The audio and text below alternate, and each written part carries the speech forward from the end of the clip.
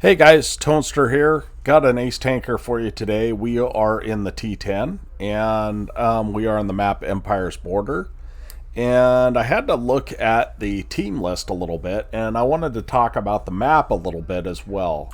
From this side, going up this hill is kind of suicide, in my opinion, because if the enemy gets up on this shelf, they can just farm you as you're coming up here. They also have a rock over here that works okay, and they have the advantage getting up to those positions. So I really never go to this position from the north spawn.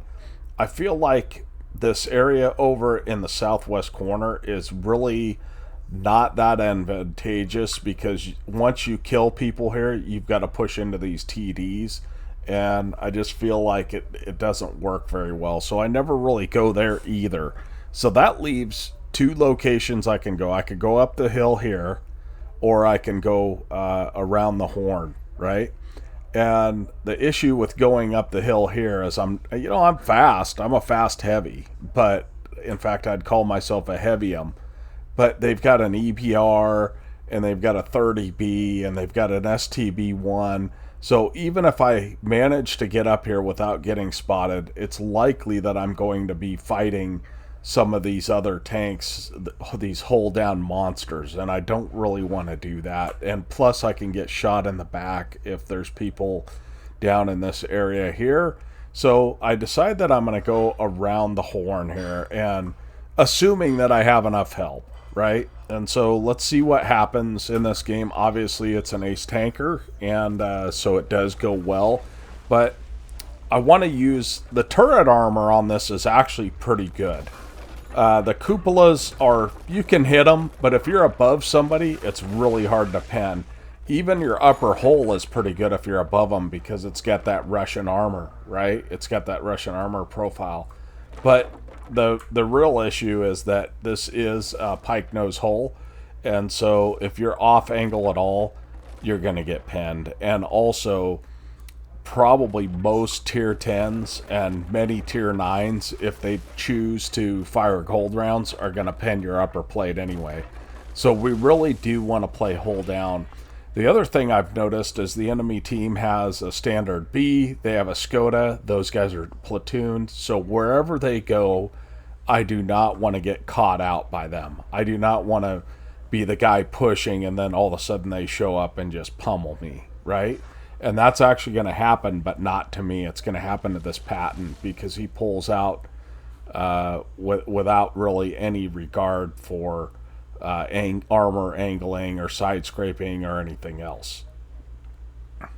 So we do have an IS-7. We have a Yag Tiger and a 48 Patton with us. So I feel fairly comfortable.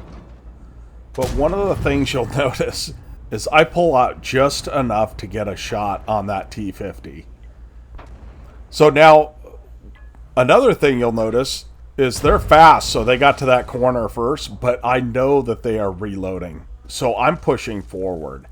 Even though we have a 1390 behind us, I want to make sure and get another shot on one of those guys, and we're able to punish that standard B. And our IS-7 is going extremely aggressively, as well he should. He's top tier. And we see this Conqueror. Now, I'm going to have a really hard time penning this Conqueror until I get far above him. So instead, I'll shoot the more dangerous Skoda T50 that doesn't have any armor, right? Why would I fight a guy that is a monster hull down when I can shoot at these lightly armored tanks instead and get rid of the big threat? So I am watching the map, and as you would guess, we've lost the hill area. But more importantly, our Patton has pushed around, and although I don't feel like he's all that big of a threat to the guys that are down there, they all turn their guns towards him. And that's a huge mistake on their part.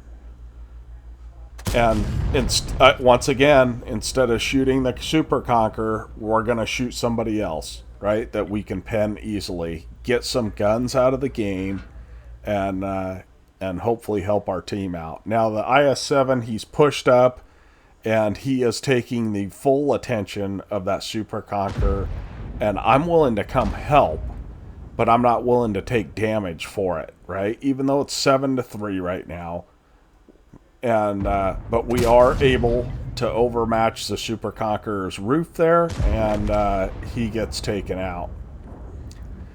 Now it's 8-3, and I know it's a race for damage, right? So I am willing to take that hit from that Yag Tiger, and he rolls nice and high. That's a 490 alpha, and I got 605 damage taken from that. But we're able to track him, and we move on. We know that guy's dead, right? So we're moving on, trying to get some more damage here. And I see this 257, and I approach him from below where I know that he can't see me, right? And I realize that the 1390 is behind me. So what I'm going to do is I'm going to try and position behind this house semi-successfully, not totally successfully, but we're able to put a shot right into the upper plate of the 257, and that oftentimes will ammo rack him. So that was just a nice position to get a good shot into him. And so we're below him, and I'm really quite surprised he made that shot, right? But here is the point where I know that the light tank is behind me. And so we're just trying to tuck ourselves into this house area and try and make ourselves a hard target for this light tank.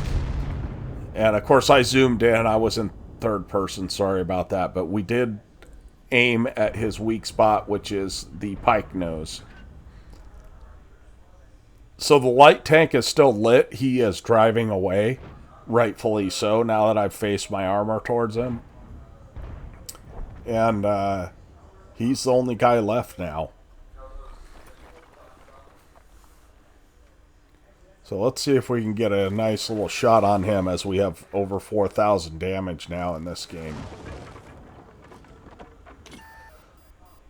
So I guess if there's a takeaway from this game, as we do get a final shot into the 1390, is to be the harder target. And, you know, you don't necessarily have to be trying to take out the top tier. Take out what you can take out easily. If you're getting easy shots on a lightly armored tank, take those instead, and try and get some guns out of the game.